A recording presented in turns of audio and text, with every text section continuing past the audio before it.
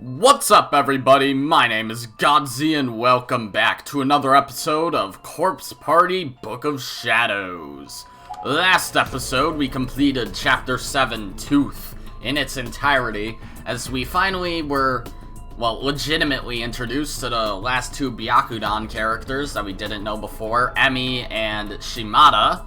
And Shimada fucking died, so did Katayama. And it basically just showed Kazami, and the moment he snapped, which I think is the weirdest fucking writing I think I've ever seen in Corpse Party so far.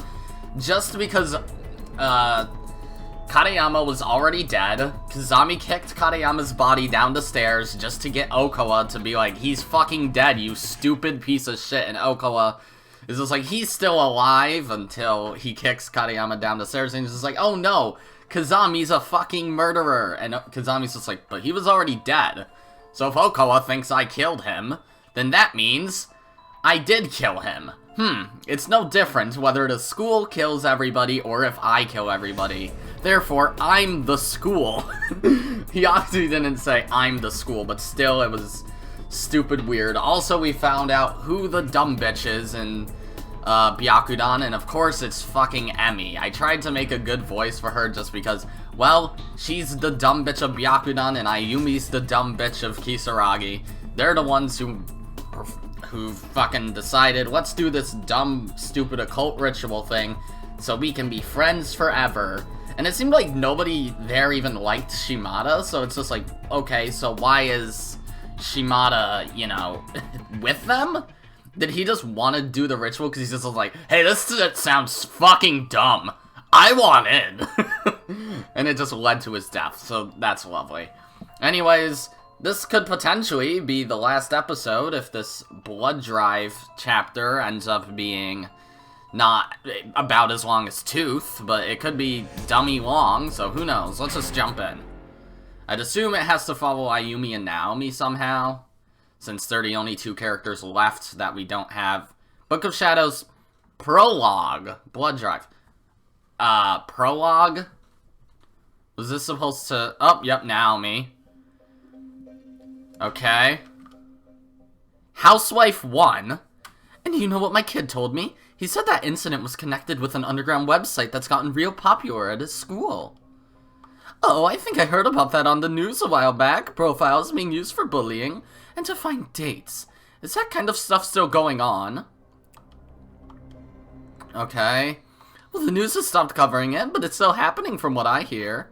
I wonder if my kid goes on any websites like that. Maybe I should talk to him about it. Is this happening, like, after the first game? It was late afternoon. Oh, wait, I have to...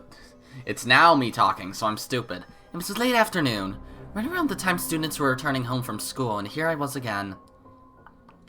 Standing right in front of the intercom at the door to Seiko's house. Yep, this is certainly happening after the first game. So, cool, an actual fucking sequel now. Good. I've been here for over an hour now, standing, staring, wondering whether to push that button. I must have looked really suspicious, especially since I'd been here yesterday, and the day before, too, and each time I wound up just going home.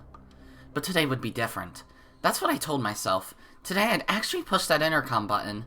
I was ready to face my demons. Okay. Oh, and her siblings are still... I forgot she had a bunch of siblings, didn't she? Oh, you. Her brother. Hey, you two can't just run off like that. That was you, Seiko's younger brother. Aya, okay. Ahaha, that's probably a girl then. Alright, line up. Make sure you've got your shoes on tight. There we go. Hey, straighten that hat. Very good. I think we're ready now. Take my hands, please. Now you think you two can behave at the market, Kay, Aya? Uh-huh. You bet. That's what I like to hear. I made sure I hid out of sight while they were leaving the house. You and those other two kids were definitely Seiko's younger siblings. They were the reason I'd come. They were the ones I wanted to see. I had no idea what I'd say to them, but I knew for sure that Seiko existed, so I had to say something. Maybe I'd show them the cell phone picture, and tell them, hey, this is your sister, and ask if they remembered anything about her. Okay. It would be okay. I just need to explain myself. They'd understand. They had to. I made up my mind. Now was the perfect chance. I stepped out from my hiding place. Hey! But barely made out a single word before I felt someone grab my arm from behind, holding me back. Who's there? Oh, Ayumi. Okay.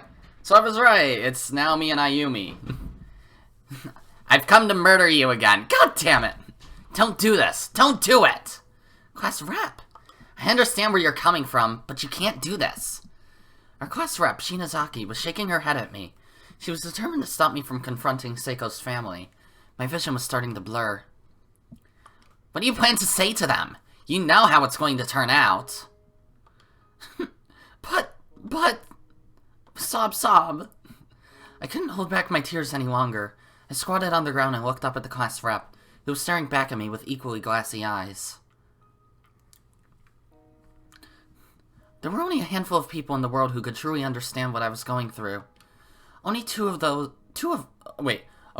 only those of us who returned from Heavenly Hills Elementary alive. Only Shinozaki, Satoshi, Kishinuma, and Yuka. As for those who lost their lives there, Seiko, Suzumoto, Morishige, and Miss Shishido, we came back to find that their very existence was wiped clean from this world entirely.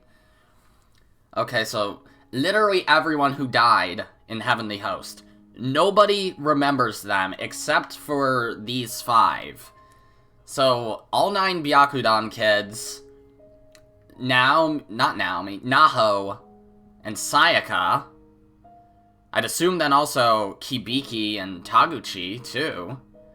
So then it's just like the Sachiko Ever After ritual probably wouldn't be remembered by anyone either because Naho died in Heavenly Host and she's the one who wrote the blog post.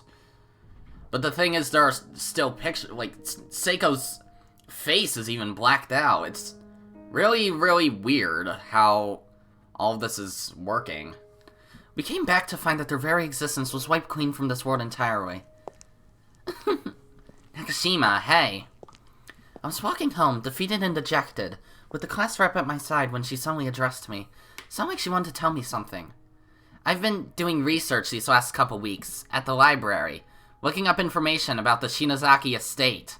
What, you don't know about your own family? That's the house where Yoshie and Sachiko Shinozaki lived. The place that the beings in control of Heavenly Host once called home. Okay.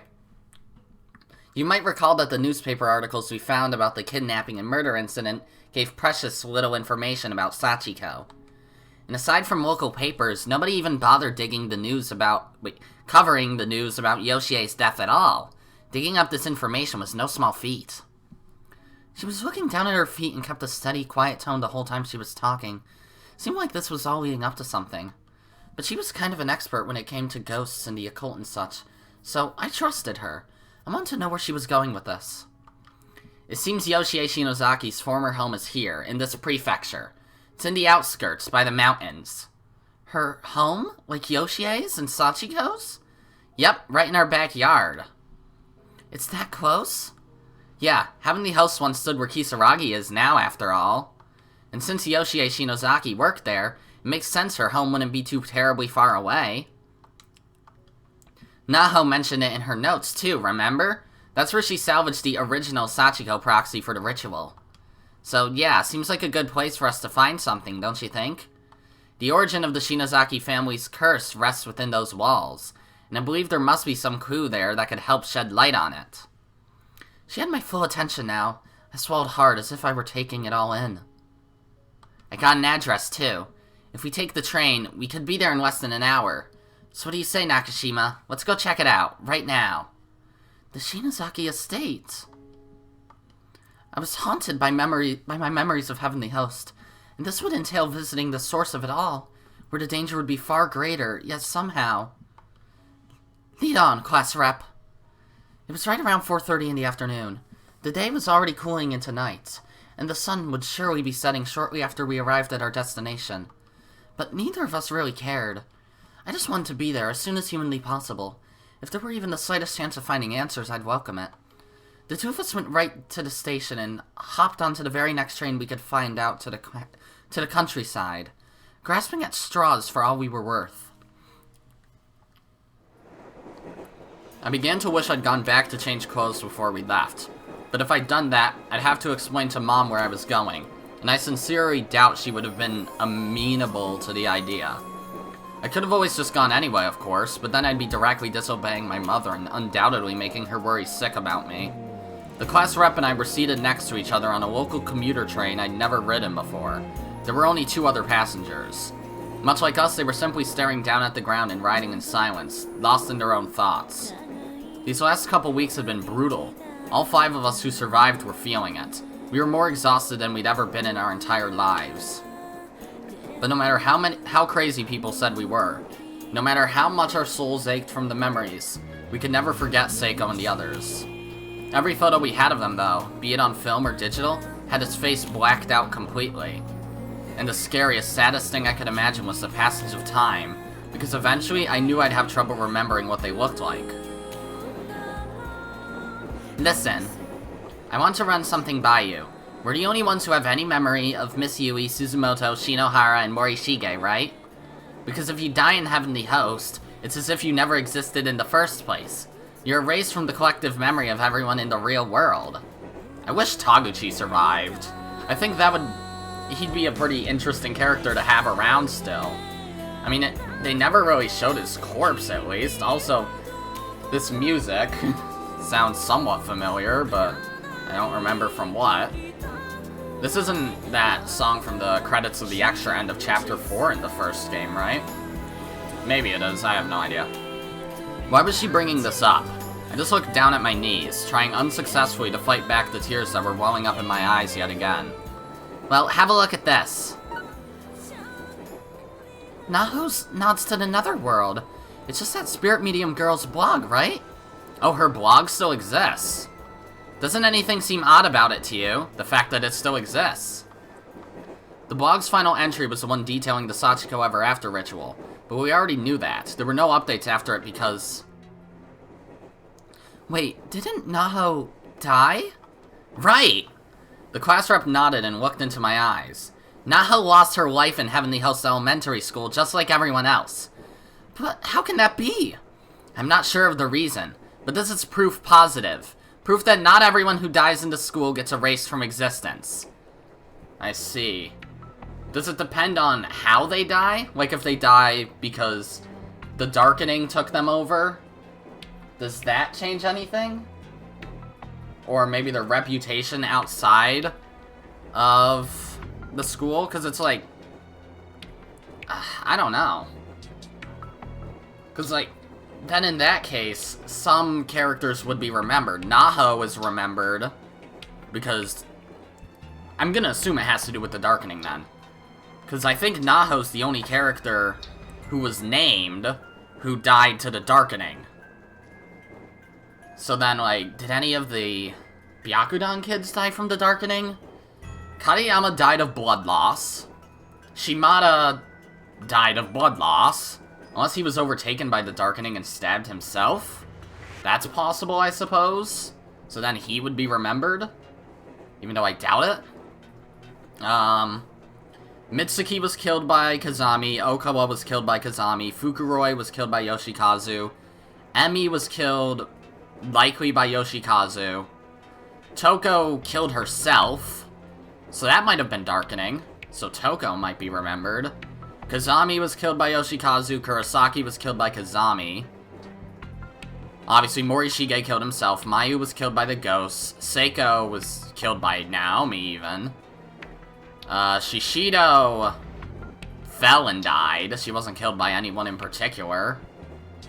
Sayaka was killed by Yoshikazu. The 3 Musashigawa girls were killed by Yoshikazu, I'd assume.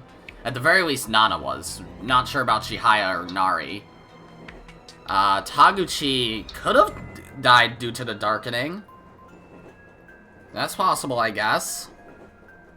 I'm not sure of the reason, but this is proof positive. Proof that not everyone who dies in the school gets erased from existence. I checked on her mentor, Mr. Kibiki, too. He also died in Heavenly Host, but just like Naho, there's still ample record of his existence. But he didn't die to the darkening. He died from someone who was under darkening. But so did Seiko. But no one remembers Seiko except for these 5. So is it something just like... Well, that picture of Seiko proves that Seiko used to exist. So it's not like people remember them. It's just that things that existed of them beforehand still exist. It's just that nobody remembers them. So, yeah, that's something. I was literally hanging on the edge of my seat, leaning in close and hanging on her every word. She flashed me a smile. So maybe that means the Polonia characters are the super duper important ones in this case. Because I don't think the Byakudan kids or the Musashigawa kids would have anything left behind, would they? Other than maybe, like, homework assignments or whatever. But then, like, with the Polonia kids, all of them were, well, Polonia kids and then Taguchi and Kibiki, they all had something, they all had works that were well known. Like, Sayaka had her own radio station, Naho had her blog, Kibiki was an author, and Taguchi was Kibiki's cameraman.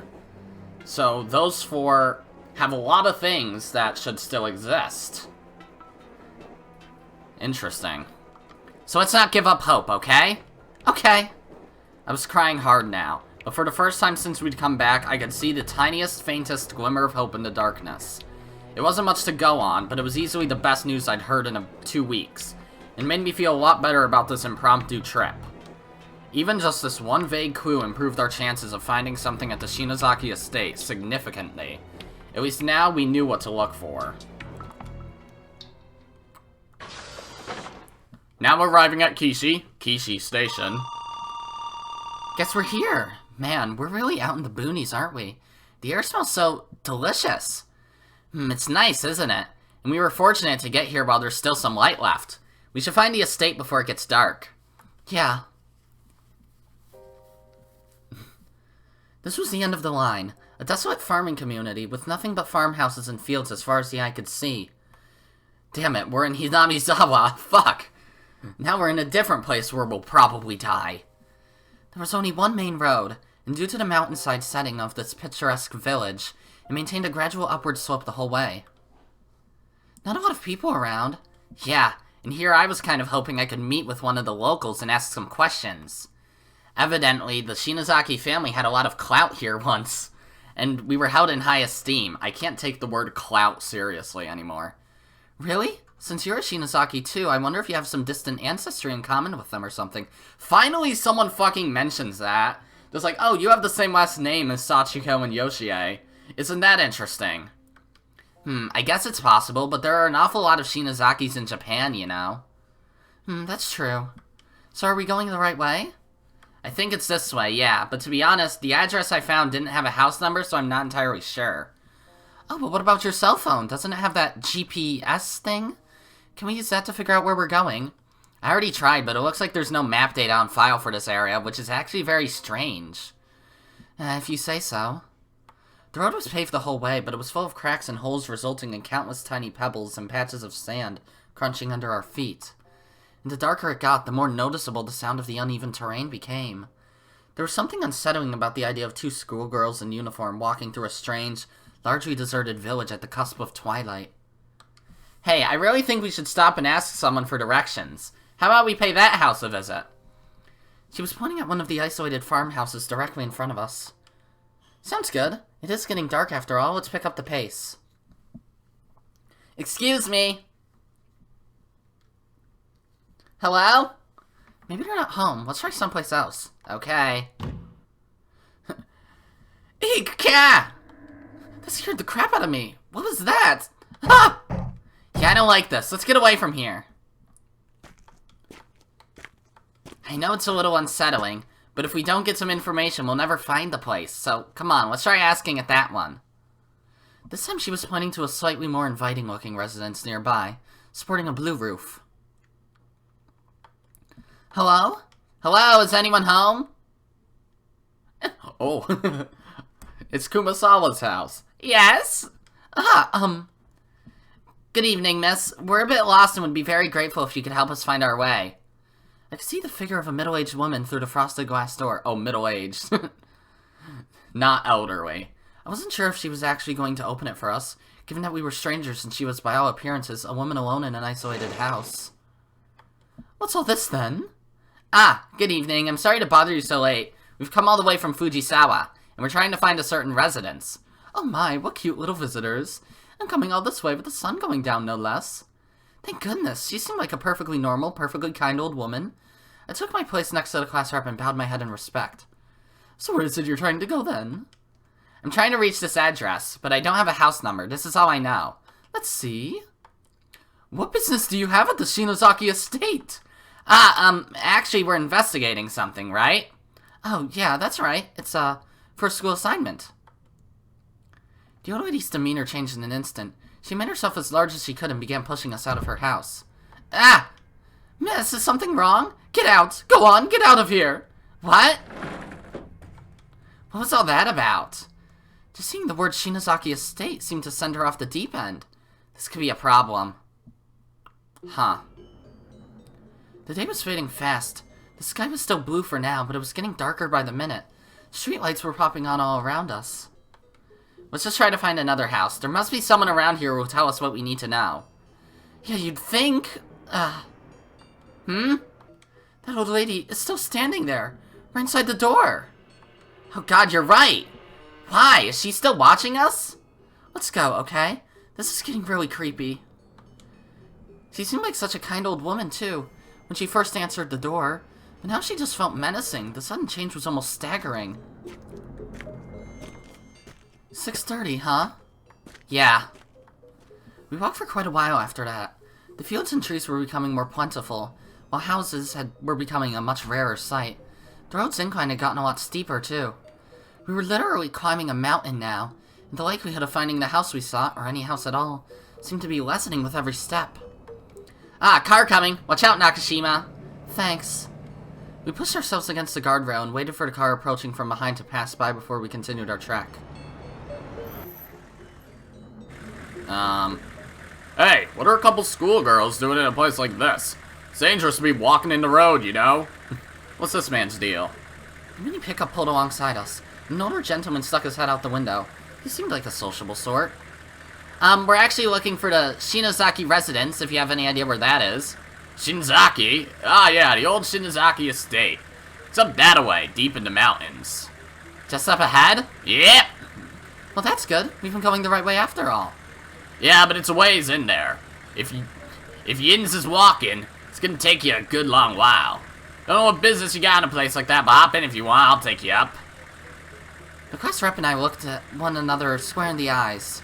He seemed a little shady, but it was getting pretty late, and as they say, beggars can't be choosers. We wouldn't get another opportunity like this. Don't get in the car with strange older men. That's just stupid to do. So we thanked the old man and got in his truck. Okay, great. Truck's supposed to be a 3-seater, but it's kind of crowded. Sorry about that. That's quite alright. We're very grateful. If we kept on walking, it would have been nighttime before we knew it. Well, I sure ain't got a lot of business up at the old Shinozaki Estate on the mountain these days. Why are you two looking to go up there anyhow? Well, I'm not really sure how to put it. Let's just say there's some information we're trying to find. Information? About a nurse who used to live there a long time ago, a woman named Yoshie Shinozaki. Yeah, back in the day, it used to be a home-run clinic, it did. Lots of people went up there all the time. But nobody goes near it anymore. Don't know what kind of shape it'll be in. We just kept driving farther up the mountain path, and the higher we got, the rougher the ride became. Road maintenance was clearly not a priority here. With 4 tires on 4 different elevations at any given point in time, the whole truck was being rocked to its core. Ow! Are you okay? Yeah, I'm fine. Just glad I'm wearing my seatbelt. This is quite the road, isn't it, mister? Ah! The old man's driving was starting to frighten me. I could see Ayumi's head bouncing up and down, and it honestly felt like we were in a runaway vehicle. Mister, aren't you going a little fast? Ah! Ah! Okay.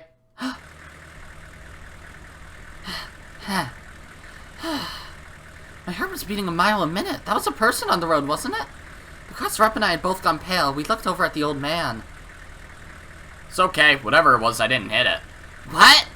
Believe me, you hit a person or an animal on the road, it makes a bigger noise than that. This old man seemed to have gone a little weird now as well. Much like the old woman in town, he started off so kind and helpful. Who was that in the road? Don't know. Hey, end of the line. Can't go no farther by car. You're gonna have to hoof it. You going or you want me to drive you back? Thanks very much, sir. I'll be waiting here for you. You can come back when you're done. I can't rightly leave you two little girls out here by themselves, after all. Thank you for your consideration. Class rep, you okay? That was scary. There was definitely something strange about him, but he did say he'll wait for us, so I think he's a good person where it counts. Yeah, I guess you're right. The sun was setting rapidly and evening was in full stride. At the top of this uncompromisingly steep road sat Yoshie Shinozaki's home and clinic. Oh look, it plateaus up ahead. Is that the place? We finally made it. Oh, this music. Is this? There's nothing here. This had to be the place, the site of the Shinozaki Estate, but there was no house here anymore. The building was torn down, it was just an empty lot. And after we came all this way, too. Wait, hold up, look over there. Is that a barn? You're right, I wonder why this was spared, if the estate wasn't. Garo's fucking hiding in there. It was a small barn on the edge of the property, and remarkably, when I flipped the light switch, the lights actually came on. It still had electricity. Is this possible? Yeah, it's kind of giving me the creeps. Despite our misgivings, we'd gone far outside our comfort zone to get here. So we set about searching this mysterious barn for any answers. What? Oh, okay, there's no map. I wasn't expecting to have gameplay in this chapter, you know? So there's two things. There's this box and this bag. Oh, I can search that bag too. There's a mess of old cardboard boxes here, along with a rusted toolbox and any number of other odds and ends. There doesn't seem to be anything particularly useful in, or on, or among any of them, however. Hey look, this box has Shinozaki 1 written on it. You're right. I guess this means this really was Yoshie Shinozaki's house at some point. It's an old worn-out blanket that someone seems to have left here. Somebody from the outside must have sought shelter in here at some point. Oh yeah, maybe. I guess just getting out of the wind isn't always enough, and brr, it is starting to get kind of cold in here with the sun down. Yeah.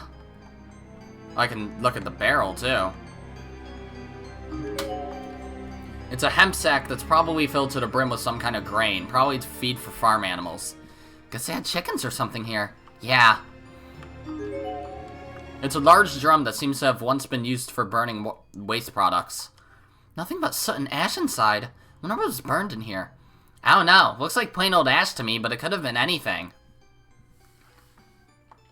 We spent another half hour or so rifling through the barn from floor to ceiling, looking for anything we could possibly find that might help us. I don't see a single thing in here that sheds any light on Yoshie or Sachiko Shinozaki at all. It's full on night outside too, and we've kept that poor old man waiting long enough. It seemed like a waste to leave here empty-handed, but we've done all we could. For today at least, it was time to start heading home. Can't believe all that's left is a barn. Yeah. We should come back tomorrow a little earlier. I'd like to try talking to more of the locals. Sounds like a plan. Felt like the sun had been setting forever, but now it was nowhere in sight. The wooded mountains all around us were cloaked in a veil of darkness. There weren't any lights to help guide our path, either, so we really couldn't see where we were going. Man, it's dark. Was this the way we came? We need to find our way back to the road. I think that's it, though, since I remember just walking straight toward the barn. Ah, cluster up, look! Oh, there's this truck. Nestled among the branches just beyond a small grove of trees, the inside lights of the tiny truck shone like a beacon in the night. It's the old man's truck! Yeah, it has to be! Thank goodness. I didn't much like the idea of getting stranded in the woods. There was something oddly fulfilling about getting out and actually doing something. Success or no, it felt so much more fruitful than moping about at home. I didn't care if this was a fool's errand. As long as I just kept looking day after day, I felt like I could move on. It wasn't hope, it was purpose. Seiko taught me that. Sorry to keep you waiting. Huh? Oh, he's not there. Wait, where's the old man? Maybe we were gone too long for him. I mean, it is cold, but maybe he had to, you know. She began scratching her head and blushing a bit, clearly embarrassed at the suggestion. Oh, yeah. Well, he left the engine running, so he should be back soon. Let's just wait for him. It's so chilly out here, though. My stomach's freezing. I'm sure he wouldn't mind if we waited inside the truck, right? That's true, that's true. Okay then, class reps first. Huh? No good, it's locked. Well, that sucks. Guess we don't have much choice. Let's just wait out here. But he left the engine running? It's so cold outside. What time is it anyway? 8:17, about the right time for cold night air, really. The old man's not coming back, is he? So what do we do? It was so dark we couldn't even see the road, and climbing all the way back down would require far more of a hike than we were prepared for. Huh. Well, there aren't multiple endings to this chapter, so start walking anyway.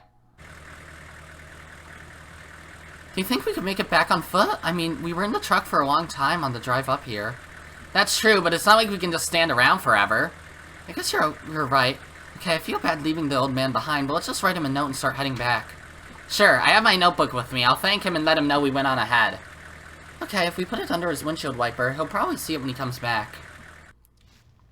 And so we began the long walk back down the mountainside, quickly losing sight of the truck among the dense foliage. There were no streetlights, so our visibility was pretty much non-existent. It was extremely treacherous. If we weren't careful, we could have easily found ourselves stepping on the road in a section with no guardrails and sliding down the mountainside. It didn't help that the road itself kept winding back and forth, causing us to lose all sense of direction and wonder if we were going in circles. Class rep, you okay? Yeah, this really won't be an easy walk, will it? No, it won't. What do you want to do? Should we go back? To the truck, you mean? But we've already been walking for a half hour. What if we go back and he's not even there anymore? That's true. Guess our best bet really is just to persevere.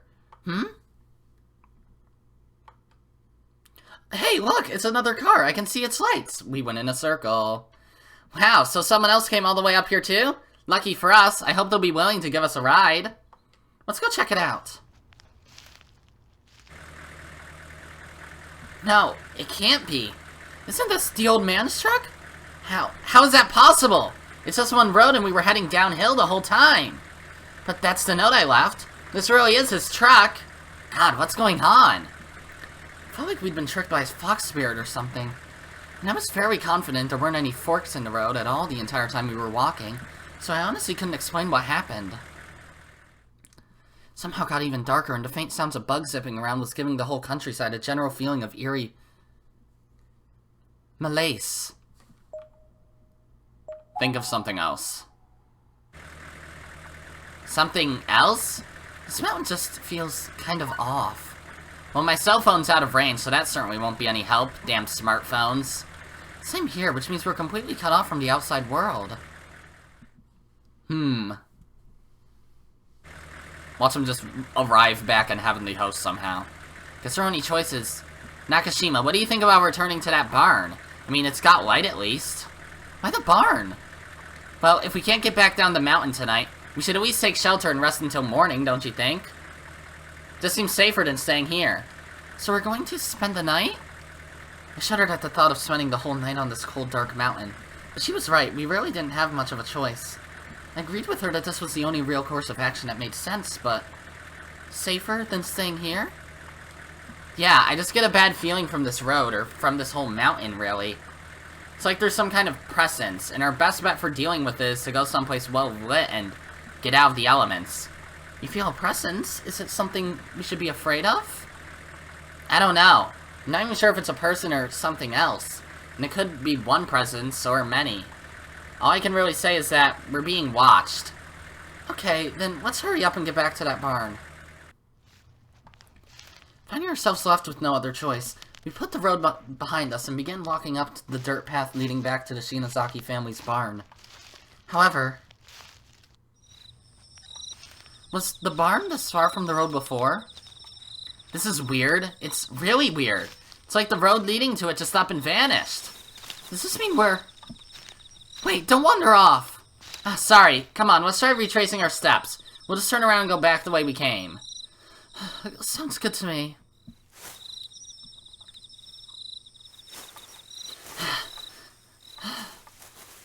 We're going the right way, aren't we? Shouldn't we be seeing the road soon? Where are we? Oh god, no. We're lost. Lost in the middle of the damned forest! What? Yes, we were definitely lost. There were literally nothing but coniferous trees as far as the eye could see. In every direction, dark looming trees. Their tall, thin forms were casting a web of shadows all along the mountainside, obscuring our vision of anything at all outside our immediate surroundings. Don't you have a compass on your phone? Yeah, but it won't work. It uses GPS. Oh, it does? Why can't this stupid thing get any location data? God, what good is it if it craps out on me when I need it the most?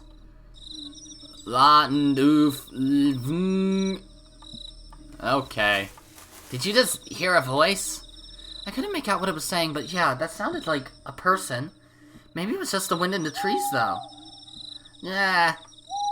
At any rate, we need to find our way off of this mountain. Do you have any ideas? I mean, we shouldn't just wander aimlessly. That's true.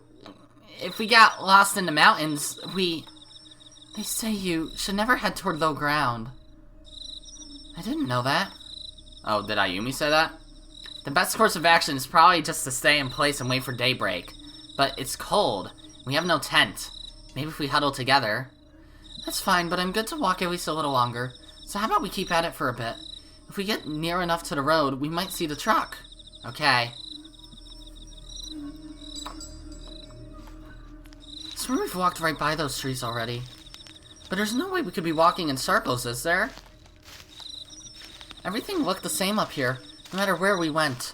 We both began to wonder if we were making any progress at all. Ah! What is it? Over there, I heard something. Huh? Where? Where was it? Yeah. God, what next? What was that? Oh boy.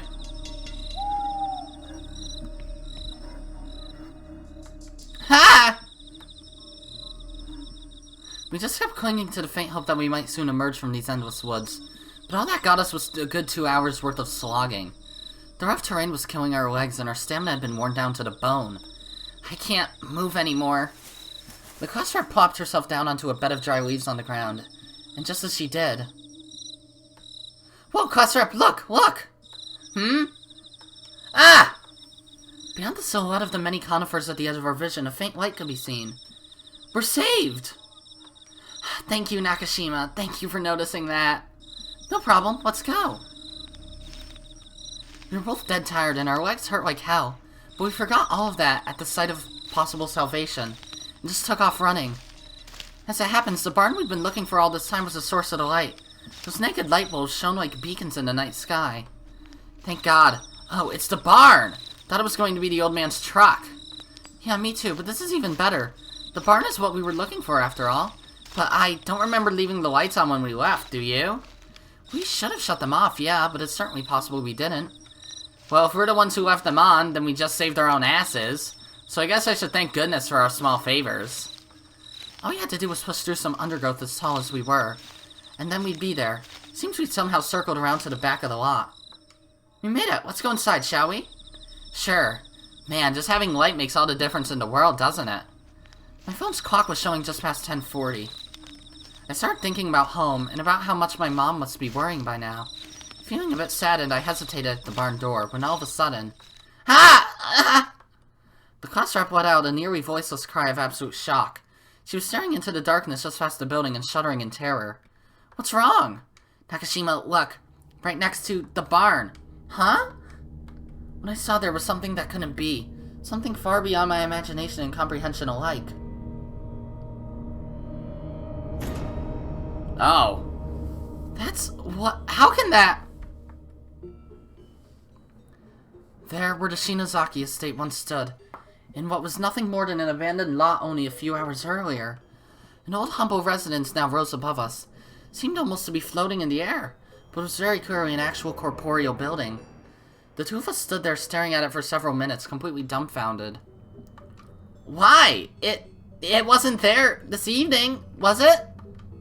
It wasn't. It definitely wasn't, but... So why is it there now? How should I know? I had goosebumps all over my body, and a cold sweat had begun tracing lines down my back. Is it just me or is it glowing? What are we even looking at? Aside from its more ethereal qualities, it was just an old, beat-up 2-story farmhouse. But sure enough, the nameplate by the door read Shinozaki. This was without a doubt the house where Yoshie and Sachiko Shinozaki lived. Oh god, you're hyperventilating! Are you alright? The quest rep raised a hand to stop me from intervening. I'm okay, but thank you. I just have to keep my mouth closed, and it'll pass. Hey, Nakashima, I think now's our chance. What? We came here to learn the secrets of the Shinozaki Estate, and, well, here we are. It's inviting us in. It's daring us to look around. You mean go in there? I know it's really scary, but we can't turn back now. Gazing at the imposing structure, she took a deep breath. Then after collecting herself, she walked right up to the front door and tried sliding it open. It gave no resistance at all. Let's go. Wait! Okay. No good. The Phantom State house had no power, it seemed. Dog bark. The barn still has working lights, but not the main house? Fortunately, there was a flashlight on a nearby table. The class rep picked it up and switched it on, illuminating the wall across from the entrance. Not that there was much to see. The entranceway itself was extremely small, breaking off to the right at a solid wooden door just a few steps in. A quick pan to the left, then, revealed a steep, hardwood staircase leading up, and that was pretty much the entire room. Be careful, the energy in here is strong. She'd gone completely pale. I could tell just by looking at her that she'd sensed something. Her eyes shone with a mixture of terror and determination.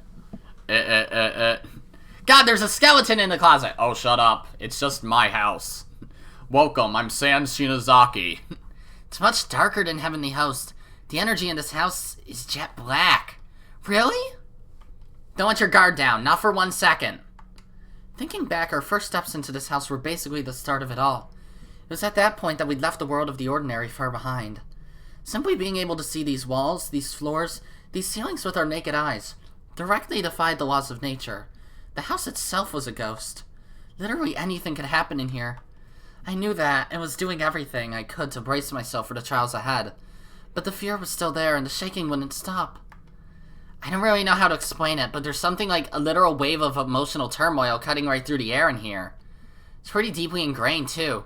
I wonder what happened before this place was torn down. Oh look, there's a piece of paper. List of dumb bitches. Ayumi and Emmy. Who's Emmy? Also, I'm not dumb. Oh, Jesus fucking Christ. Huh, question mark. Interesting. Well, this is set up weird. Guess I'll explore. This mirror frightens me. I'd rather not look into it at all if I can help it. Why not? Well, a mirror is an object that people peer into. And over time, their thoughts and feelings can burn themselves into the glass. It's very common.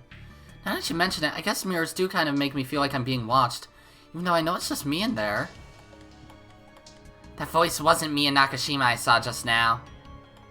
It looked like Sachiko and Shinohara. Maybe it was just my imagination. Seiko was a villain the whole time. The door isn't locked, nor is it sealed shut like in the school, but it still won't open. There seems to be something heavy blocking it from the other side. Okay. Ha! The shoe shelves are full of dead rats. Gross. And each one of them, without exception, has had its stomach dug out. Maybe they ate each other. Hopefully they ate each other. Window. The glass is thoroughly clouded over, making it impossible to see outside. In addition, the window has no handles or grips of any kind, suggesting it was never meant to be opened. Is that a picture? There are a couple framed photographs of Sachiko here, dressed in a formal kimono. It looked like they were taken during the Shinto Shichi-Go-San festival, where children of ages 7, 5, and 3 gather to pray for luck and longevity. A small plaque is placed below them with embossed letters that read Sachiko just before her 7th birthday. Best wishes for a long, happy life. Yeah, sure. It's an old picture frame, but the glass is broken and there's no picture inside. Okay. What about this one? Same thing? It's a landscape painting of a lake somewhere. It's hard to tell in this light, but it looks almost like the lake's surface is comprised entirely of outstretched hands reaching up from below. It couldn't be much more unsettling.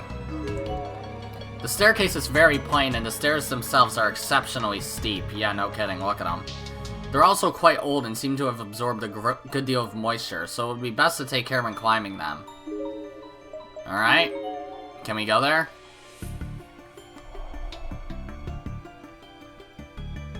Nothing here. Is this just the entrance regardless? It is. No matter which one I click on. Oh yeah, because she's in the middle of it. WC. Oh, a bathroom. Okay. It's a Japanese-style floor toilet. Every part of it is distressingly filthy, and there are spider webs strung up all along the inside. How do toilets like that even work?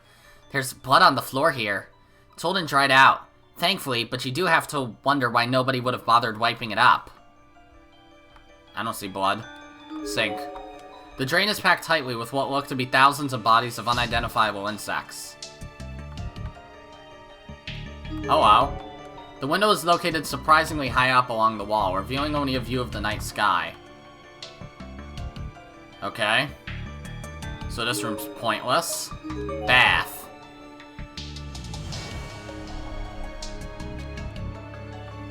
Another window. This window seems to be facing the moon right now, and is letting out a surprising amount of ambient light. It's an old soaking tub with a water heater feeding into it. The heater is clearly broken, and the tub is half filled with green stagnant water and bugs. Ha! Don't look into the water! Yoshie and Sachiko aren't the only spirits in here. This place was also used as a psychiatric clinic, so we may have to contend with old patients as well. Okay. A pallet? It's an old-fashioned wooden bathtub cover. It looks extremely brittle and is rotted through completely, sporting numerous holes and missing and warped beams. So in other words, it is just a pallet. Okay. Hall. The long hall. Okay, nothing. Living room. Search mode. If you cross your eyes a bit, the holes in the shoji door kind of look like a person's face. Once you see it, however, you can't unsee it, and the whole room becomes exponentially creepier. It's probably best not to look at it at all. There are various medicine bottles scattered here and there on the shelves. It's a coffee table with a missing leg. Curious, you scan the immediate area for the wooden leg, but find that it's nowhere in sight. Pieces of cloth have been haphazardly tossed into this box. There also seem to be a few rolled up newspapers, but they're absolutely crawling with assorted bugs. Probably best not to touch them. Okay. The drawers open easily, and seem overall to be in remarkably good shape considering their age. The only things inside, however, are old playing cards with star, circle, and triangle patterns on their backs. Same thing. Each of these drawers seems to be stuck to its frame, as if it's been glued shut. There's no obvious way to open any of them. These old boxes are packed with various odds and ends, including tiny toy rings and a few old yen bills. The rings are practically black with crusted on dirt and dust and dirt, however, and the money is covered in mold. Anything else in here? Cushion? This used to be a floor cushion for people to sit at the coffee table, but all the cotton stuffing has been removed, leaving only the cloth skin behind. Piece of paper. Please wait here for your name to be called. Please help yourself to some tea. Wait here? I guess that makes sense. Yoshie did run a clinic from this house after all. Ah! Mr. Yukimura? Yes. What seems to be the problem? Okay, I'm not a fan of that. This? A traditional tatami mat, of the sort commonly found in virtually any Japanese home, is propped against the wall here. It seems to be infested with bugs. So, is that everything in here? That's weird. The drawers open easily... Okay. Maybe that's just a shelf then, at the bottom of it? Alright, this room has nothing for me. Let's check out the hall. Nothing. Go figure. Kitchen. No, Christ. It's a gas-burning hot water heater. Every part of it is rusted, perfectly illustrating its age.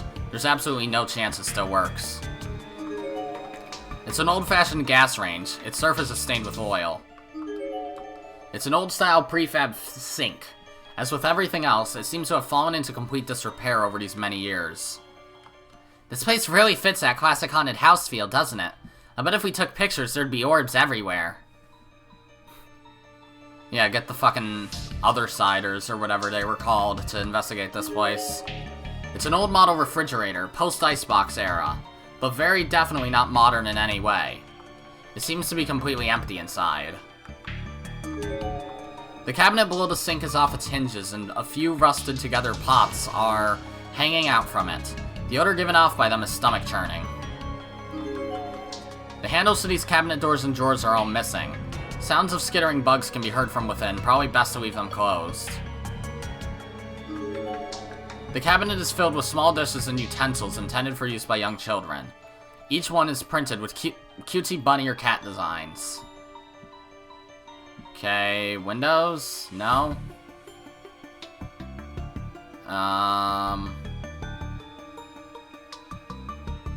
Nothing. Alright, let's try the stairs then, since I can just seemingly teleport. These stairs sure don't feel safe. Gah! Ow! Are you okay? Yeah, I'm fine. The floorboards here are pretty well rotted, though. Rotted through, though. So be really careful. Best hang onto the wall for leverage as you go. So weird. This is a house that shouldn't even exist, but we can touch everything. We can pick it all up. It's all real. Seem to recall reading about cases before where the house itself is basically just a spiritual echo, but this seems totally different. Oh, top floor. There are 3 question mark rooms total then.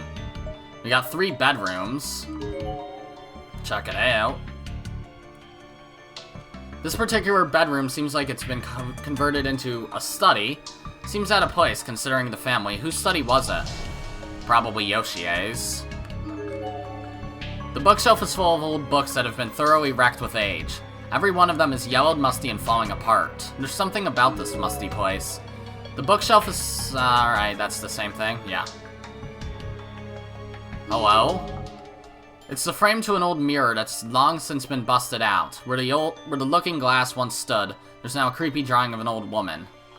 It's just a rough sketch, but it looks absolutely realistic, as if it could just up and jump out of the frame at any moment.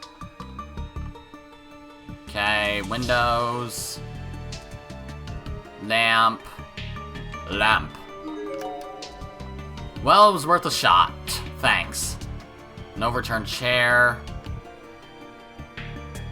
That piece of paper looks important, but it looks like I can't even investigate it. One of its right legs is bent beyond repair, and there's a thick layer of dust piled on top of it. No one's been sitting here for a long, long time. Alright. The desk is piled high with dust, but the items situated on it are neat and tidy. Whoever used it was very organized. Huh? Right in the middle of the desk sits a lone key, completely covered in dried blood. Take it. Herder. Acquired key to Yoshie's room. Wait, do you hear something? Sound like footsteps echoing through the wooden frame of the house. Specifically like someone with leather shoes walking around on the first floor. Oh boy. The class rep and I looked at one another and shuddered. After a moment, the footsteps then began loudly stomping up the stairs. It's coming towards us! We have to hide! We scrambled against the wall of the room, leaving the door ever so slightly ajar so we could survey the staircase. Gah! There really is something in here with us. Something walking around the halls. God, I can't take this anymore. The constant, unrelenting pressure of this search was beginning to take its toll on me. The class rep, sensing my agitation, took my hand in hers. Keep it together, Nakashima. Stay strong. Remember Heavenly Host. If we allow these holes to form in our hearts, we'll just fall prey to the darkening. In here, even. You're right. Thank you. Okay.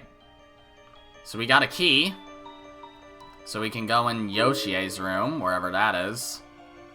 Let's try this bedroom now. The door is locked.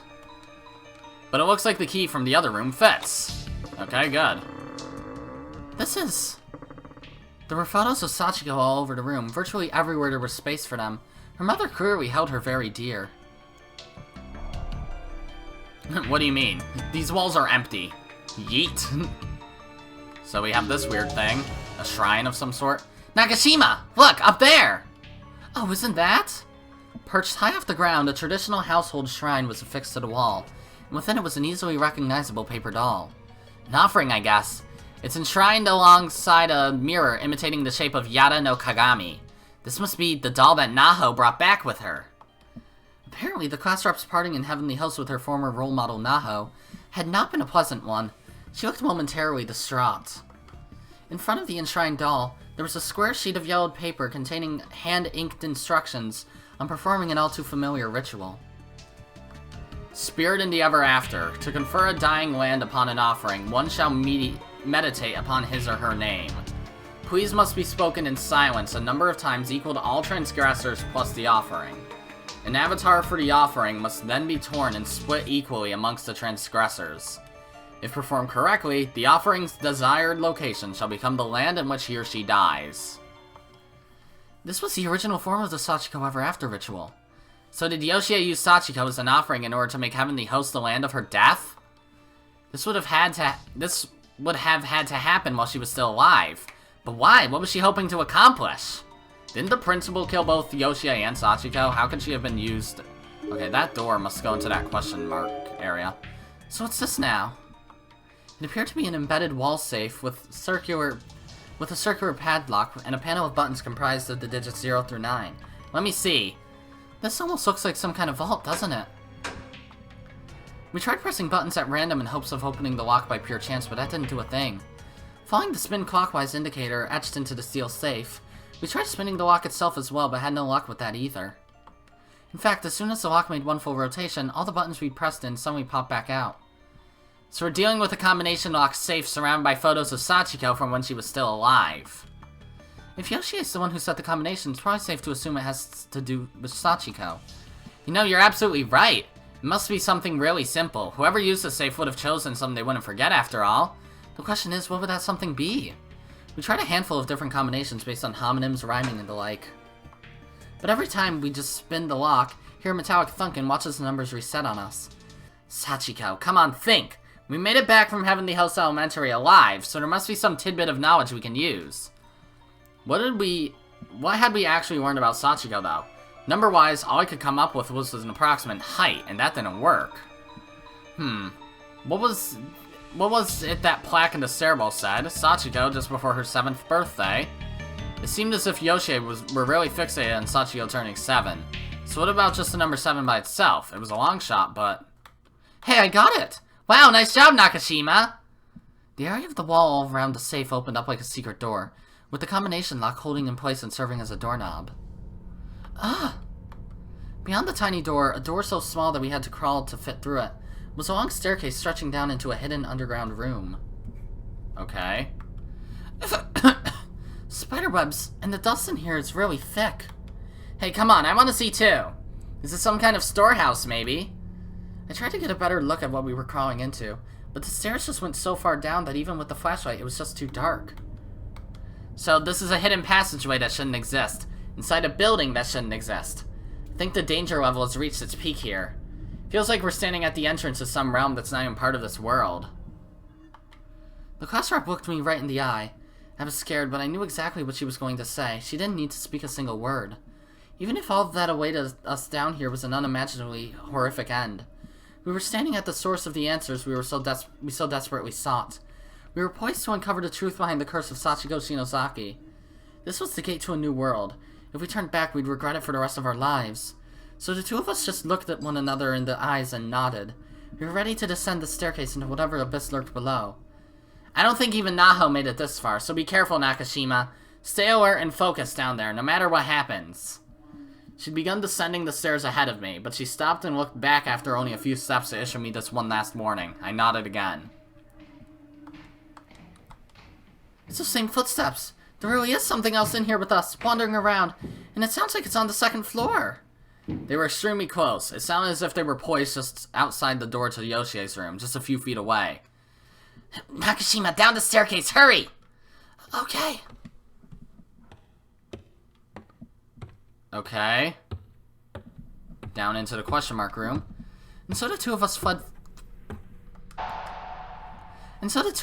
through the secret door and down the stairs, no more hesitation. The wooden steps creaked and groaned beneath us, even more than the ones from the main stairwell, like they might fall apart at any moment.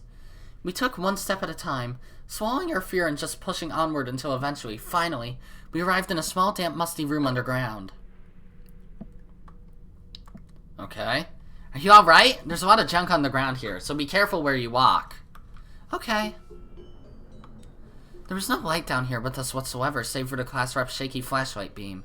And all that beam revealed was a mess of books and clutter. With a twist of the wrist, it then shone upon a desk containing a chaotic mountain of books, loose leaf notes, documents in assorted beakers and flasks. It looked like some mad scientists had done research and conducted all manner of untold experiments down here. What's that? It looks like someone's family tree. Oh. The class rep shot over toward a desk farther in. Her interest piqued by a glimpse of a large document spread out on the surface. I followed her lead.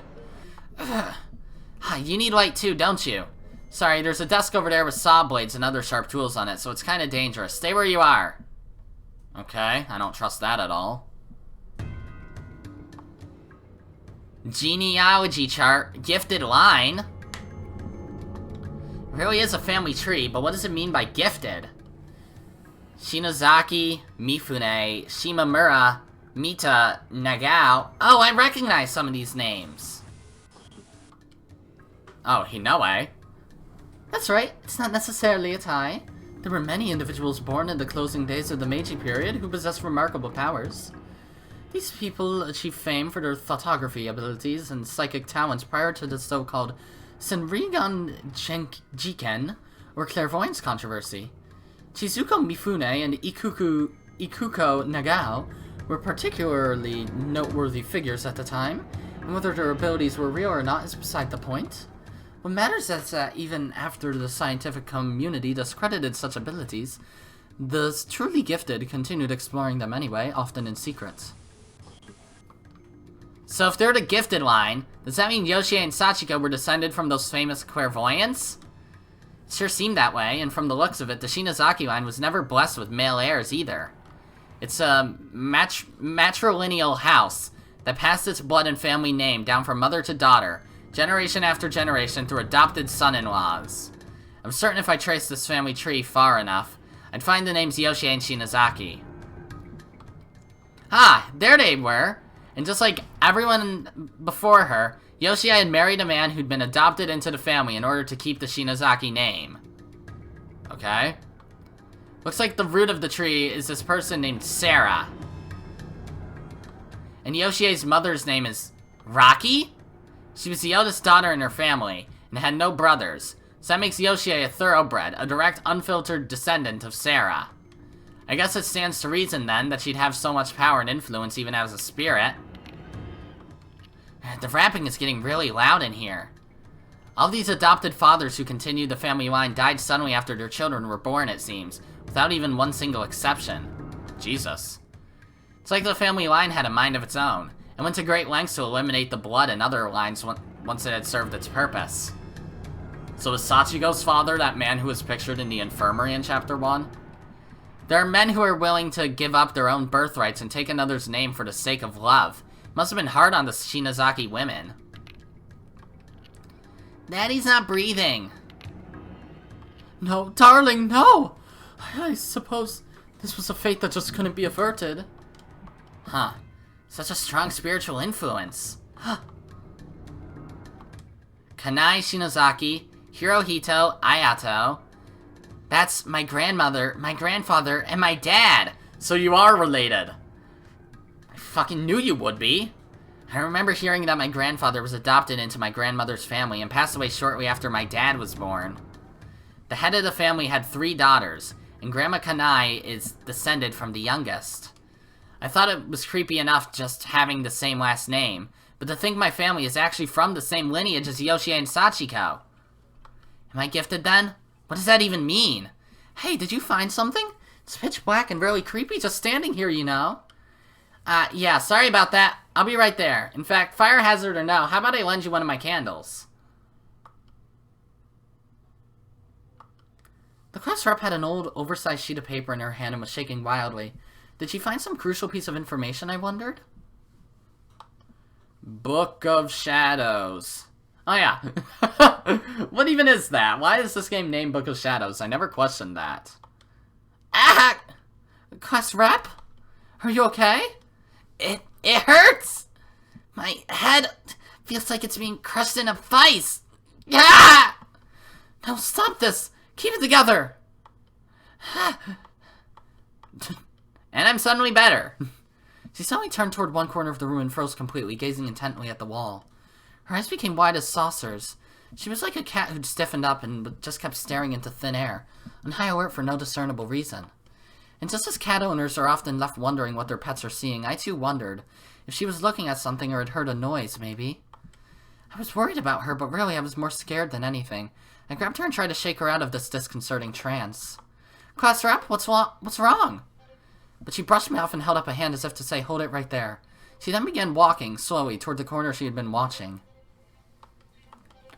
There didn't seem to be anything special about it. It looked no different from anything else in the room. It was just an ordinary wall. For a few moments longer, the class rep just stood there, gazing at this empty space. Then with no explanation, she began tearing away loose boards. It wasn't difficult to do. The entire room was old and in tremendous disrepair, and the wood was quite thoroughly rotted. Each board came off easily. Eventually, small gaps began to form. She stuck her fingers into these and pulled, yanking away whole chunks of wall, forming bigger and bigger crevices. These crevices then finally merged into one big gaping hole, through which a hidden sub-room no bigger than a closet had now been fully exposed. And within that sub-room sat a thick, dark tome. Is this it? Oh, Christ. Ha! It's the Book of Shadows! Okay. Why is this in Japan? What's going on? What's the Book of Shadows? Whatever it was clearly a very old book, and it didn't look like it was bound from paper. There were small ornamental patterns sewn into it, all of which had a certain disconcerting quality about them. FH. What do those have to mean? In addition, a liquid that looked just as much like blood as it did ink had pooled into multi-hued stains, all across the lip of the front cover. And that grotesque cover was already unpleasant looking enough to begin with. There's no mistaking it. These pages were made from human skin and animal hide. This is, without a doubt, the Book of Shadows. Sis told me about it. It's a dark tome with a long history wrought in blood, passed down from generation to generation in secret. It dates back to the tumultuous days of the witch hunts that occurred at the end of the Middle Ages, primarily in Europe. Witch hunts? Yeah, mass paranoia led to the indiscriminate persecution and slaughter of as many as 40,000 people. They were suspected of practicing black magic by making pacts with the devil. So the churches and local communities brought them to trial, where they were almost always subjected to horrible torture and eventually executed. Usually in really cruel ways. People began blaming them for natural disasters, poverty, and other unfortunate realities of life, and influential individuals used them as scapegoats. The vast majority of those killed were just innocent victims of circumstance who happened to be in the wrong place at the wrong time. But there were a few. Okay. There were a few gifted people among them who had legitimately mastered the practical use of magic. Gifted people? And what do you mean practical use of magic? Are you talking like witches flying around on brooms and stuff? That's impossible. It's hard to believe, isn't it? But I want you to know everything about this, Ayumi. About the things in this world that science can't explain. About the paranormal. I'm already familiar with your studies, though. You taught me the laws of the natural world, and that the true nature of magic is prayer.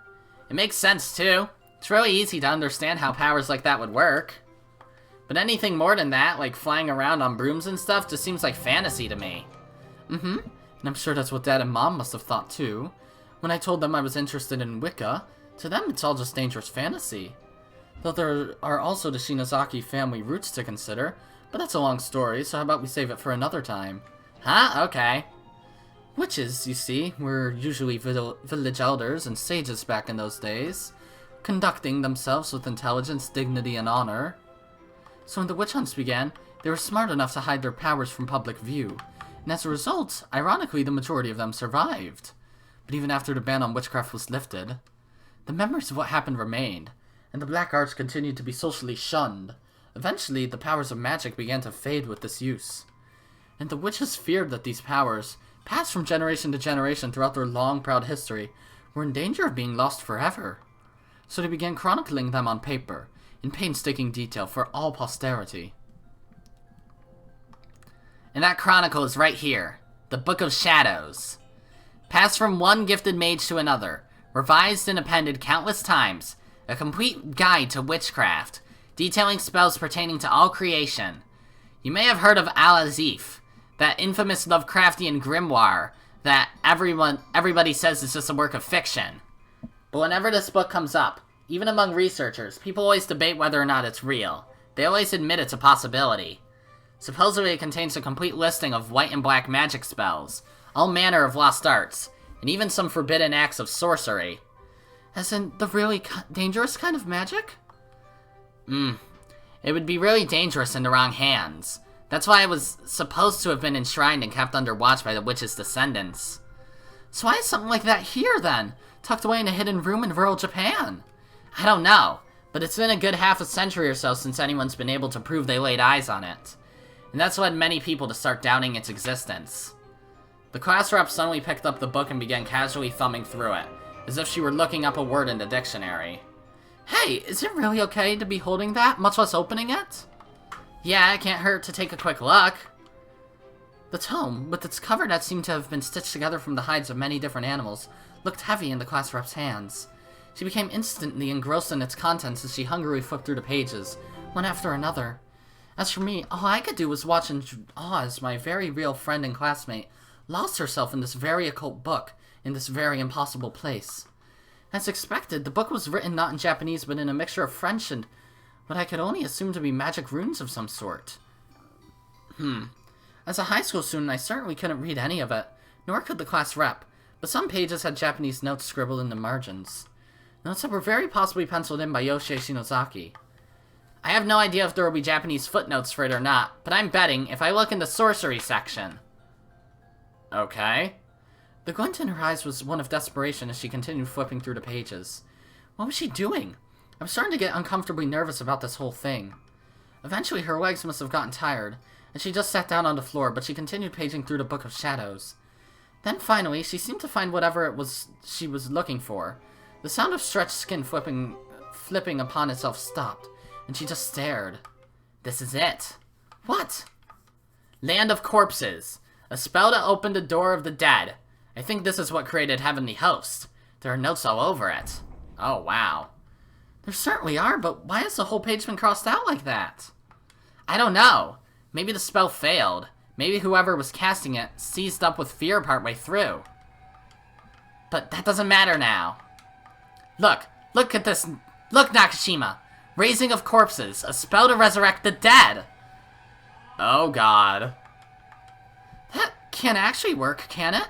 Resurrecting the dead is just impossible. Are you still bound by common sense, then? Have you forgotten where we are right now? I had to admit, that was a good point. Reality as I knew it was far different now than it was when I woke up this morning. But is it okay for us to do something like that? I mean, ethically? Won't we be crossing a line humans aren't meant to cross? Are you scared? I did not read that. Huh? No, you're not just scared, you're also forgetting about all the people we lost. About what they've been going through. About Miss Yui, and Suzumoto, and Shinohara, and Morishige, all at their wits' end, suffering in that horrible place. Think about how painful their deaths were, and how their existences were erased from this world. Can you really accept that as reality? Well, to be fair, Morishige killed himself. Mayu probably died instantly. Shishido and Seiko are probably the only ones who truly suffered. I know I sure can't, and I'm betting the same is true for you. That's right, our friends were dead. So what? The finale of this is you guys just find the Book of Shadows and you're just like, alright, let's revive our friends. They died, and we came here so we could do something about it. And if we didn't do this, nothing would change. If you hold on, life won't change. They'd still be dead. No hope of ever hearing their voices again. Their faces eventually forgotten. Tears began welling up in my eyes. Dog, bark, stop bark. I miss them so much, and I'd do whatever it took to get them back. If I could just see them again. If I could talk to Seiko even one more time. It's okay, it's okay! There's nothing to be afraid of anymore. We climbed our way out of that hell. We broke free from Heavenly Host. So let's follow our hearts now. If there's something we can do to fix this situation, then we have to do it. So, come on, let's do it! Okay. It didn't matter how improbable or even impossible this was. Even if there were only a 1 in a million chance, we had to take it. It was absolutely foolish of us to try to hide this. It was unnatural and unholy, and completely inadvisable. But as long as there was that slight possibility, this was something that just had to be done. We weren't about to give up without a fight. Okay. Oh. Yeah, that is her father then. I've heard that practitioners of forbidden sorcery suffer even greater payback for their actions than black magic users.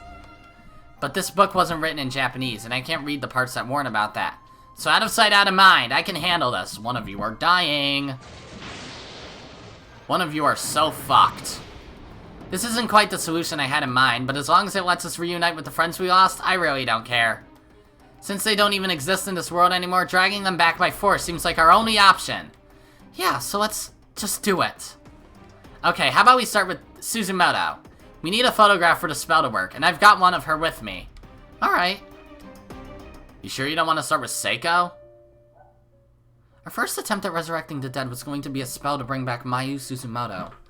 All the materials we needed were present and accounted for in bottles and jars within the room. A beetle carapace, part of an animal's body, etc.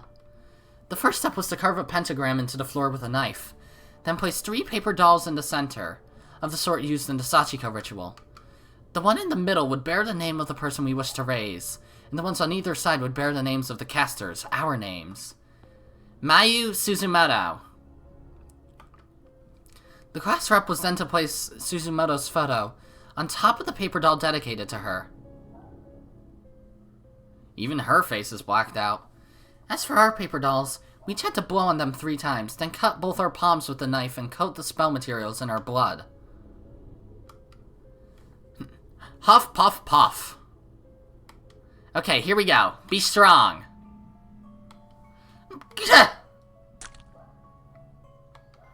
Gah! My blood mixed together with the class reps in the white ceramic dish, forming one singular globule. That's such a weird word. I remembered hearing once that everyone's blood is a slightly different color, and found myself thinking of this as I applied pressure to my throbbing palms. With all the setup taken care of, it was now time to chant the spell. Fortunately, these foreign words all had Japanese pronunciations written in above them. Aria Temuria Kanda Atrios Inumus Kailit Demura. This was starting to feel crazy. I was sitting here, listening to the class rep chant a magic spell to raise the dead, for goodness sakes. I wasn't sure how much of a grip I had on reality anymore. What were we thinking, trying something like this? Would this really bring Suzumoto back? I'd be very surprised if it does without tragedy. Like, maybe if she comes back and one of you two die. In which case, if you're gonna kill anyone, kill Ayumi. No, I had to concentrate. If I doubted the spell, then the spell would fail. For now, I had to believe that this would work, and I had no reason not to.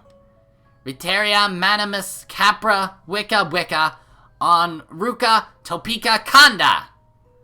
The ritual took several hours to complete. Really? With the class rep carefully chanting away the whole time. Finally, the last word on the last page was spoken. Class rep? Are you okay? Come on. Well, do you think it's going to work? Oh boy. Blood red stains that looked almost like letters suddenly splashed onto the open book of shadows. Though it was unclear where they'd come from. What? What? Oh boy. No, if the book catches fire, we'll... The class rep quickly snatched the book away from the flame that had sprouted out of thin air. The photo of Suzumoto she'd set down had completely burnt to nothing, but the paper doll below it was unscathed. So what does that mean? Does it mean we succeeded? Yeah. Don't fucking... Is this actually working? Shig? Shig, where are you? That voice was unmistakably Suzumoto's. The two of us took one another's hands and we just waited. Shig, where are you? Suzumoto! I started to call out to her, but the class rep held up her other hand to stop me. Something's not right. What do you mean? She's walking in circles. What? After another few footsteps, we heard the unmistakable sound of the heavy safe door we'd left ajar opening up all the way. Then the footsteps resumed, and this time they were coming toward us. I'd instinctively shrunken back and frozen myself in place, afraid of the unknown presence approaching us from up above. She was certainly in no hurry, slowly ploddingly, as she climbed down the staircase. Oh! It was Suzumoto, all right. But her face was completely blotted out. No eyes, no nose, no mouth. Shig! Ah! Fucking really. This is what I mean about this game, just doing shit in bad taste sometimes. Ah! I couldn't tell if she was screaming or moaning, but either way she was clearly in agony. The sound was barely even human. It was like a death knell.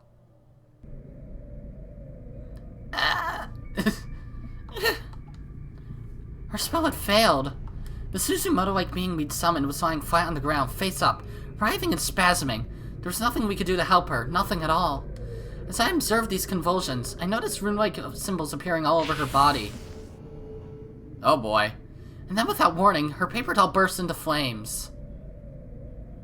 Ah! As soon as it did, blood began spraying from each of the runes on her body, like water shooting from a fire hose. Oh, that's not fun. Yeah! Oh, Christ. Her arms, neck, and thighs all separated from her torso, right where the runes had appeared a moment ago, and the Suzumoto-like being moved no more. The flame that had engulfed her paper doll was now completely extinguished, leaving behind nothing but ash. Crying noises. Okay, was I actually fucking right? You're killing Ayumi now? Are you killing both? Yeah! Oh, that's far from good. Then the class rep fell to her knees as well. She was bleeding from her arms and legs, in the exact same spots as the Suzumoto-like being, and bore the same runic markings. Class rep! Huh? Oh my fucking god, a saw blade. Okay, I didn't actually expect you to kill her. Yeah! Rounded saw blades were now jutting from the marks on her bodies. Why? Where'd they come from? Ow! God, it hurts! Class rep! It hurts. What is this? It's exactly the same. The same death that this fake Suzumoto was subjected to. I'm going to die in exactly the same way! I've heard that practitioners of forbidden sorcery suffer even greater payback for their actions than black magic users. But this book wasn't written in Japanese, and I can't read the parts that warn about that, so out of sight, out of mind, I can handle this. Payback. Oh god. No! No! No! Nakashima! The paper doll! Put it out! Hang in there! I'll have it out in no time. Just another few seconds. I tried putting out the fire by slapping the paper doll with my hand.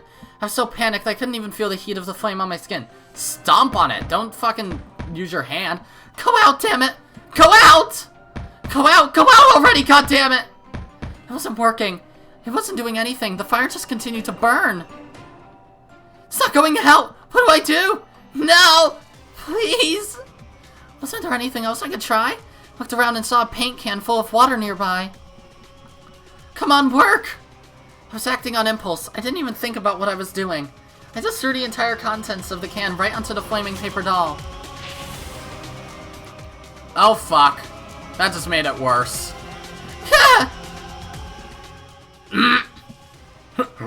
I'm a book. What the fuck? That's gross. Blood began spurting from the mark on the class rep's neck. The rounded saw blade from the desk earlier was digging into it for some reason. Oh Christ. It hurts! No, I don't want to die. Save me! Class rep! There seemed to be no escape for us. We were destined to die here. This was our punishment for meddling in things no human should. For playing God. Oh, and now her paper's on fire. Are you really gonna kill both? Is that how you're gonna end this? Mine was on fire now too. I was next. There was no fighting this. We were both going to die here. We were going to die horribly and painfully. No! Hinoe? Ayumi! Like an angel sent down from on high, our savior suddenly appeared. A woman, older than us, scrambled down the stairs, calling out the class rep's name. She leaped over the railing and practically dove toward the burning paper dolls. Is she the person who was walking around then, that they were hiding from? By the power of the guardian spirits, I cast out that which would do us harm. Daito Kuji on Aku Un! What is that, salt? Panting noises. Sis? Oh, it worked. Hooray. The fire is out. I had no idea what this woman had just done, but whatever it was, it saved us. The flames were out and we were no longer in danger. And the class rep's neck, though gash, was still fully intact. Sis! God damn it, you saved Ayumi, no! Couldn't you have waited a little longer, Hinoe? Even though this makes more narrative sense to save Ayumi. She flung herself at this new arrival and latched on, tears practically exploding from her eyes. I guess this was that sister of hers I'd heard so much about. Okay.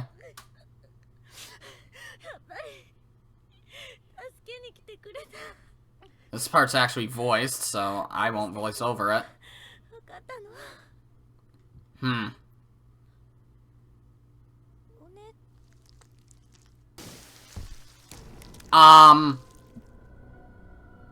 Did her head just blow up?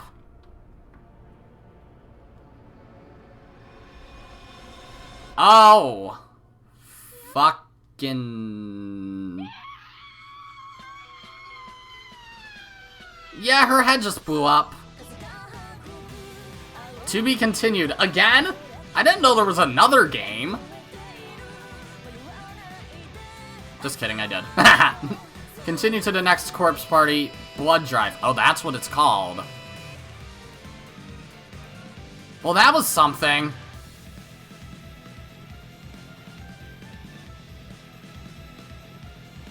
That picture of Hinoe with her head blown up, hugging Ayumi, I think I've actually seen that picture before, and I knew it was Corpse Party, and I was just like, that's a spoiler, somebody dies, but I couldn't recognize either of the characters, but just because of all the blood. Huh. Well, that was fucked up. So the next game's Corpse Party Blood Drive.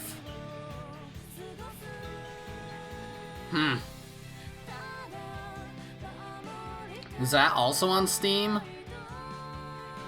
If not, will it be released on Steam? Because I know these games were mostly released on, like, the Vita. So, unless I use a emulator, I would have no way to record it. Because I don't have a Vita, I don't have a Vita capture card. Vitas are probably super expensive right now. Huh. Well then, I guess it's time to give my final thoughts on the actual story of the game. I'm gonna ignore any... I'll go through each chapter. I'm gonna ignore wrong ends that I got, okay? Because we don't have all the wrong ends, so that'd be unfair to say. So, first chapter. I think it was a very, very good introduction to this game and the way that the gameplay works. It was simple. So, yeah, there was quite a bit of room for error. There was nothing stupid, like in the first game. Even though I did enter Class 3A the first time through, if I didn't, I would have been very fucking confused on where did I go wrong, you know? But it seemed like there was nothing like that in this game. So that's good. The second chapter, I don't know. It was alright, I guess. Also, the credits are already over, so... Lovely. There's probably gonna be just shit happening immediately. More text or something. I can go over my thoughts on... Oh, prologue clear. EVP machine unlocked in bonus menu. Oh, cool. I get to mess around with that. Rina Sato and Asami Imai. Soulful testimonies unlocked. So we got all of them. Yay. Do I get a Steam achievement for beating the game? Yep. Achievement unlocked, the turning point. Oh boy, and it's a picture of the pentagram. Okay, so I guess I'll go over what my thoughts on 2 through 8 were now. So I already went over Seal. Demise. Honestly, one of the things that I was hoping for to happen going into this game was more character development for the Byakudan kids, the Musashigawa trio, and Mayu and Morishige. And Demise basically proved that I didn't need to worry about Mayu getting more character development, because really she has no character. Just literally everything that we learned about her in the first game is that she is kind and in love with Morishige. And Demise just proved furthermore that she is kind and likes Morishige. That's about her entire character. She's probably the most uninteresting character of the Kisaragi group. So, yeah. Otherwise, Demise was a pretty good chapter. It was well written. Nana is a good character. Yoshiki's a good character. Even though I hate Ayumi, as far as being a character goes, she was alright in Demise, I guess. Encounter, I think, was a really weird chapter. I mean, I guess it added on to the lore that even Kisaragi is haunted. But yeah, it was a really weird chapter. Tsukasa's a cool character. Shishido still isn't the most interesting character in the world, but it gave her more character development. Not like she really needed more, but I guess it was nice. Purgatory. Oh boy. I'm not sure if I really like Sayaka or Naho as characters. They're both just kind of alright, honestly. Because Naho's... Like, if there are 4 characters that I can say are the main reasons behind all the dumb shit happening in Book of Shadows, it's Sachiko, which even then I can just... You can bring everything back to the principal. The principal didn't show up at all in this game. Takamine, he didn't show up once. But yeah, you can basically stem the whole problems with Corpse Party back to that asshole, so I'm surprised he didn't show up in this game. But other than Takamine, Sachiko, because she's basically the spirit in charge of Heavenly Host. Naho, because she made the blog post for the Sachiko ritual. And then Ayumi and Emi, because, well, if Ayumi never had them do the fucking ritual, then none of the Kisaragi characters would have died. If Emi never made anyone do the ritual, none of the Byakudan characters would have ever died, and Kazami would have never killed random people either. So just, there would have been likely more survivors. But then at the same time, I can also blame Okawa for a lot of the events, because of him just being stupid and making Kazami go crazy. So, yeah, Kazami's a pretty unfortunate character in that regard. Even if he's remorseless and an asshole, still, it's kind of the same thing. And I guess, now that I think about it, that one wrong end where Ayumi killed Naomi in the first game, it's kind of like the same thing. There's kind of like a parallel there between her and Kazami, because it's like, Yoshiki basically unintentionally made Ayumi go fucking bonkers by not keeping her in check. So, yeah, basically turned her into the Kazami of Kisaragi, even though she only killed one of the Kisaragi characters and planned to at least escape with Satoshi, but whatever. Purgatory, anyways, as a chapter was alright. It wasn't terribly interesting. I mean, I guess it was nice to have some indication of who the second character that Naho went into Heavenly Host with was, even though she's not a terribly interesting character in her own right. Shangri-La, very good chapter. I liked it a lot.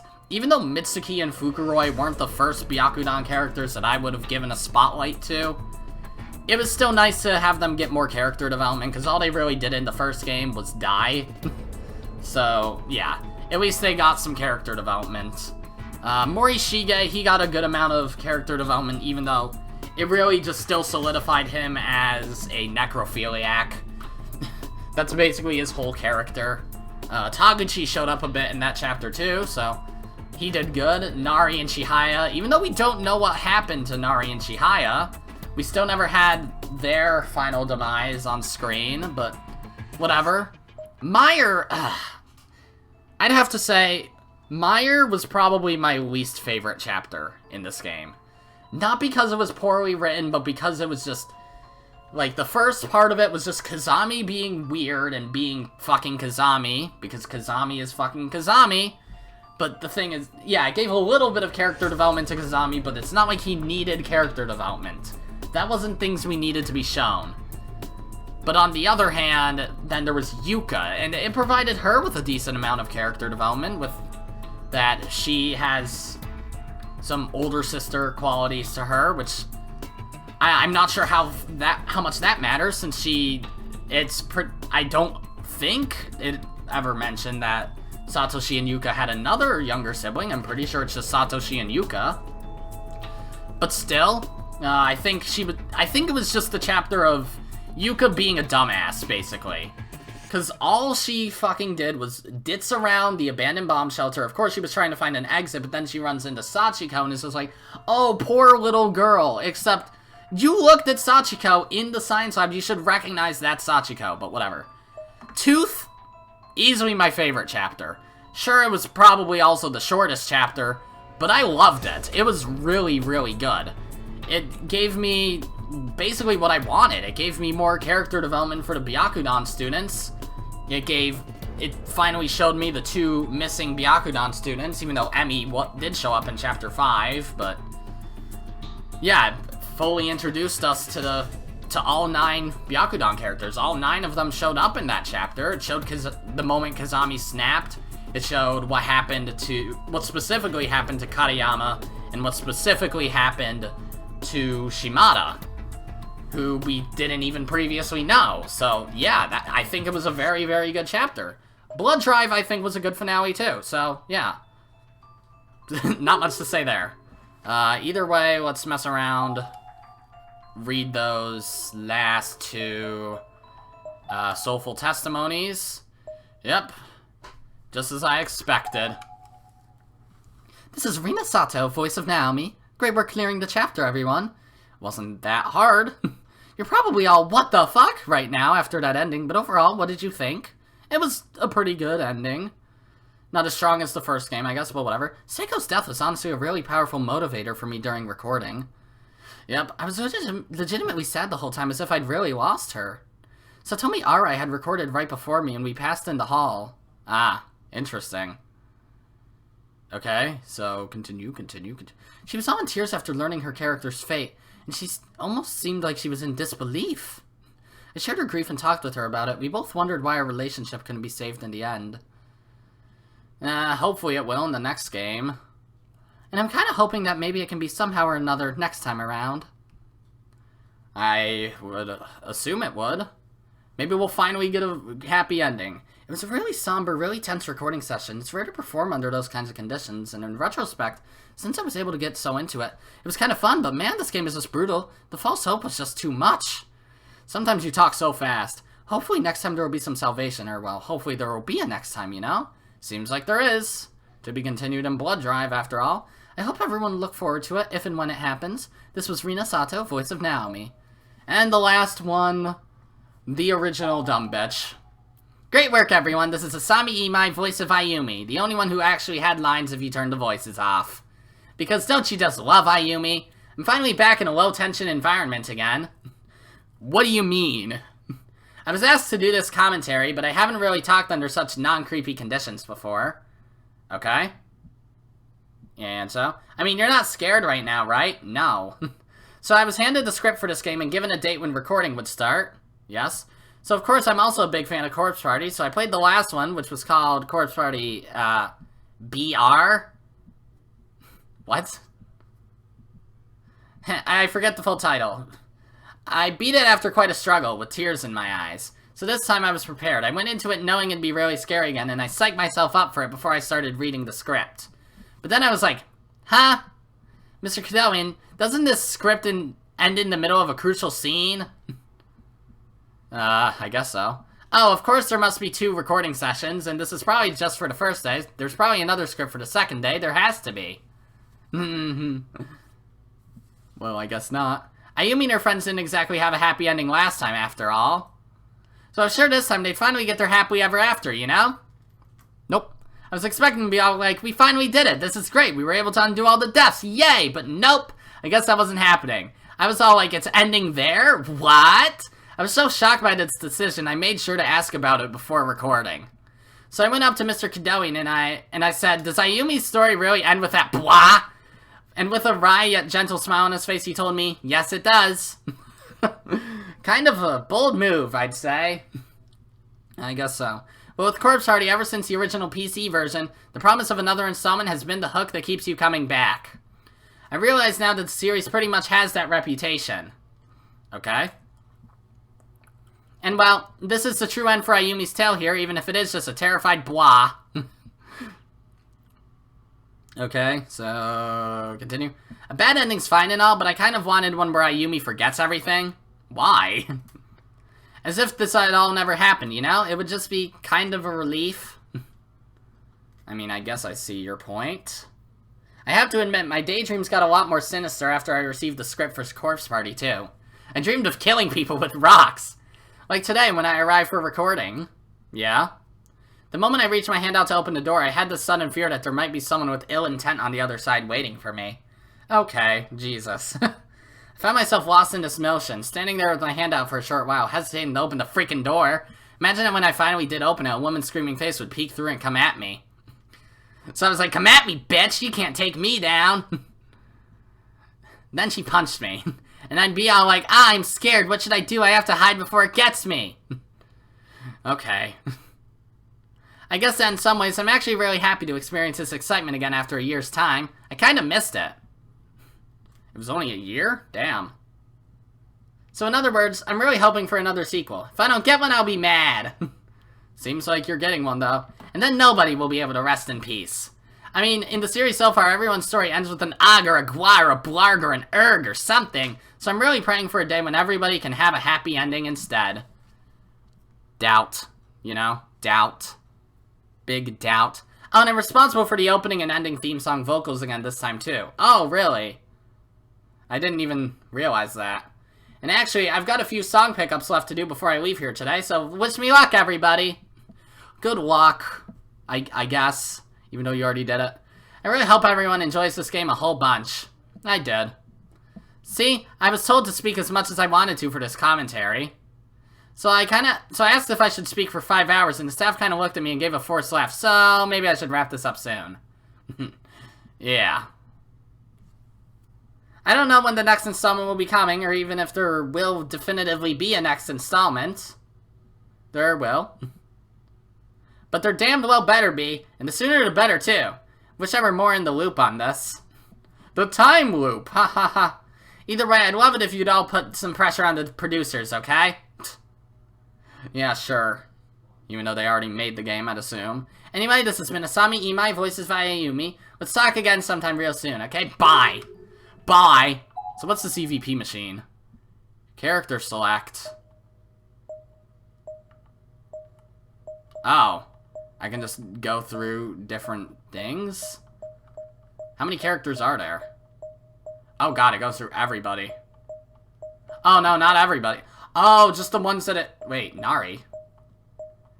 I was about to say, it only goes through the ones that, the character that had, commentaries. Satoshi, Yuka, Naomi, Seiko, Yoshiki, Ayumi, Mayu, Morishige, Shishido, Naho, Kibiki, Taguchi, Kazami, Sachiko... Sachiko didn't have one. That's interesting. Yoshie, Fukuroi, Mitsuki, Ami, Nana, Nari, and then Hinoe and Sayaka. That's such a weird combination of people. Whatever. What am I supposed to do? How does this work? Just like... I press B. Oh. Okay, there. Play all.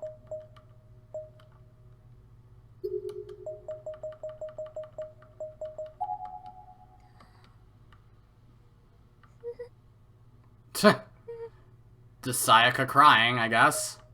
That's weird. Play all. This makes no sense. This is weird. Save? I don't fucking get it.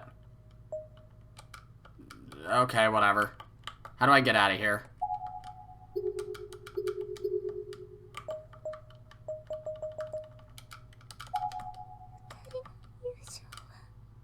This is so weird. How do I get out of this?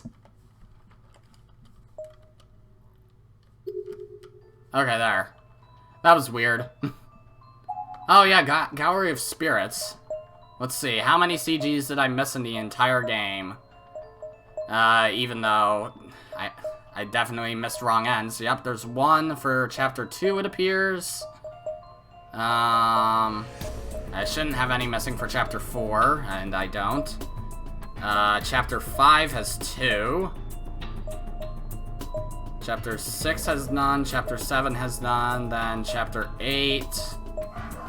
dog bark. Yep, Chapter 8 has none missing, as I expected. And then unlock status. Oh, nearing 100% completion. How nice. Well, that's cool. Okay, then. So I guess with all that being said, all we can do now is move into the bonus episodes where we will get all the remaining wrong ends and name tags. So I will indeed be doing that starting next time. So I'm not going to say what game is coming after this, but we'll just say it's not one that anyone's going to be particularly excited for. It's not even one I'm particularly excited for, but figure I should do it eventually, so yeah, but whatever. That's going to be it for the finale of Corpse Party Book of Shadows. Next time we will start doing bonus episodes, so I'll try to write out all the steps to get the endings I don't have yet and where the name tags I'm missing are, because I missed not too many, so I'd imagine they're just dispersed through each chapter in rooms I happen to overlook. But either way, that's going to be it for this episode, guys. If you liked it, be sure to press the like button, and if you didn't like it, then fuck you too. Remember to subscribe, follow me on Twitter, and hit that notification bell to stay up to date on all my videos and stuff. And as always, my name is Godzi, and I will see you all next time. Goodbye!